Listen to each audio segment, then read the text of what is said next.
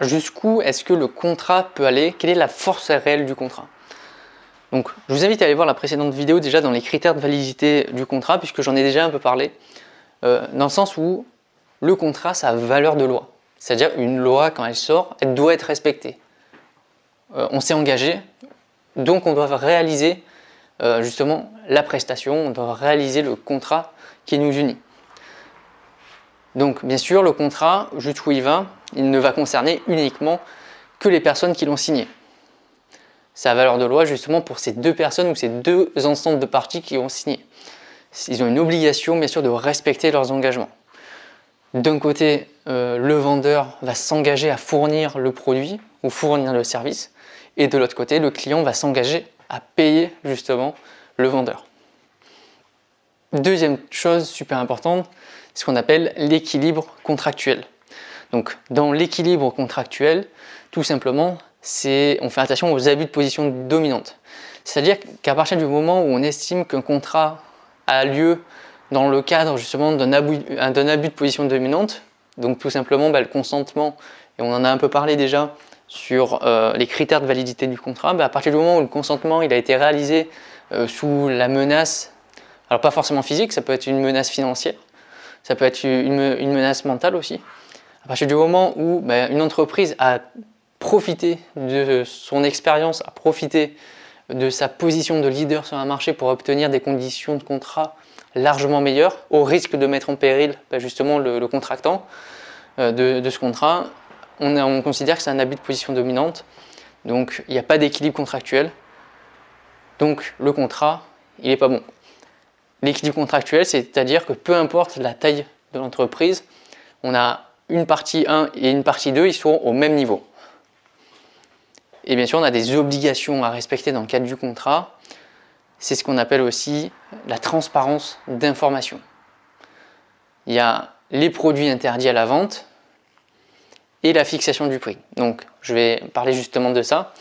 Alors déjà, la transparence d'information, c'est-à-dire qu'à partir du moment où on va faire un contrat, donc il va y avoir une certaine transparence vis-à-vis du contrat, évidemment, du respect du contrat vis-à-vis de la prestation qui sera fournie. Donc c'est-à-dire qu'on va définir justement qu'est-ce qu'on va faire exactement dans le cadre de notre contrat et on doit se tenir à ça. Donc on doit dire exactement qui on est, quelle est notre expérience, etc. On doit absolument être totalement transparent pour justement avoir de la confiance avec la personne avec qui on signe.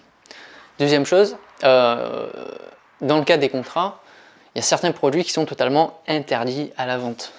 Par exemple, la vente de drogue, d'armes, d'humains aussi, donc tous les réseaux un peu bizarres qui peuvent exister dans certains pays, alors pas forcément de manière légale bien sûr, tous ces produits-là, il y a certains produits qui sont totalement interdits à la vente ou certains produits qui sont très réglementés.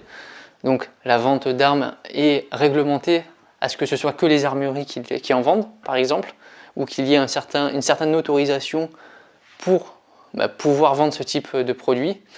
Il y a certains produits qui ne peuvent pas être vendus via Internet, qui nécessitent différents accords ou habilitations pour être vendus. Donc il y a pas mal de choses interdites à la vente. Donc il faut faire attention que si on vend quelque chose, est-ce qu'on a le droit de le vendre? Ensuite, il y a aussi la fixation du prix, c'est-à-dire que lorsqu'on va faire un contrat, il faut qu'il y ait une certaine transparence sur le prix de la prestation. Le prix, alors soit ça peut être un prix fixe qui sera payé comptant, ça peut être un prix qui va être échelonné dans le temps, ça peut être un prix qui peut être payé à la livraison, mais en tout cas, le prix qui est fixé dans le contrat, c'est celui qui sera dû à l'exécution du contrat. Et on ne peut pas changer justement de manière unilatérale ce prix, c'est-à-dire qu'il y a deux personnes qui se sont mis d'accord sur un prix, l'une des deux personnes elle est plus d'accord 3 mois après, tant pis, c'est le prix qui est inscrit dans le contrat qui fait valeur de loi justement. Et on ne peut pas dire, mettre en avant le contexte économique de son entreprise ou de l'aspect économique de l'économie entière. On ne peut pas mettre en avant ça pour justifier la modification du prix. On s'est engagé sur un prix, on doit se tenir au prix qui a été fixé dans le contrat.